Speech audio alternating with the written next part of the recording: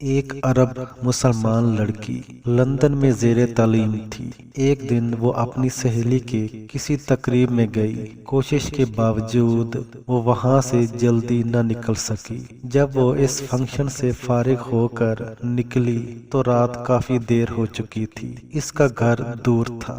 گھر جلدی پہنچنے کا ذریعہ زیر زمین چلنے والی ٹرین تھی، لیکن وہ ٹرین سے سفر کرنے سے کچھ خوف محسوس کر رہی تھی، کیونکہ برطانیہ میں اکثر رات کے وقت ٹرینوں اور اسٹیشنوں پر بہت سے جرائم پیشہ اور نشہ میں دھت افراد ہوتے ہیں۔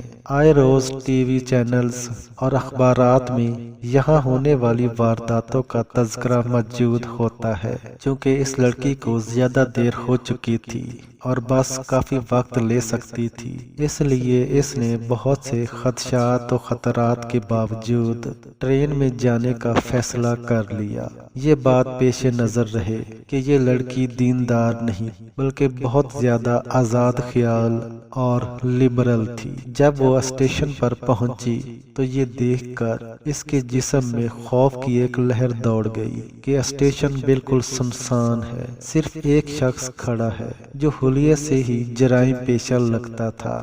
وہ انتہائی خوف زدہ ہو گئی۔ پھر اس نے ہمت کی، خود کو سنبھالا، قرآنی آیات کا ورد کرنا شروع کر دیا۔ اسے جو کچھ زبانی یاد تھا، جسے ایک عرصے سے وہ بھولی ہوئی تھی، سب کچھ پڑھ ڈالا۔ اتنے میں ٹرین آئی اور وہ اس میں سوار ہو کر بخیریت اپنے گھر پہنچ گئی۔ اگلے دن کا اخبار دیکھ کر وہ چونک اٹھی۔ اسی اسٹیشن پر اس کے روانہ ہونے کے تھوڑی دیر بعد ایک نوجوان لڑکی کا قتل ہوا اور قاتل گرفتار بھی ہو گیا۔ وہ پولیس اسٹیشن گئی۔ پولیس والوں کو بتایا کہ قتل سے کچھ دیر پہلے وہ اس اسٹیشن پر موجود تھی۔ میں قاتل کو پہچانتی ہوں، اس سے کچھ پوچھنا چاہتی ہوں۔ جب وہ مجرم کے سیل کے سامنے پہنچی تو اس سے پوچھا، کیا تم مجھے پہچانتے ہو؟ اس نے جواب دیا، ہاں پہچانتا ہوں، رات کو تم بھی اس اسٹیشن پر آئی تھی۔ لڑکی نے پوچھا، پھر تم نے مجھے کیوں چھوڑ دیا؟ وہ کہنے لگا، میں تمہیں کیسے نقصان پہنچاتا؟ تمہارے پیچھے تو دو انتہائی صحت مند اور قدآور باڈی گارڈ تھے۔ یہ سن کر لڑکی حیران ہو گئی۔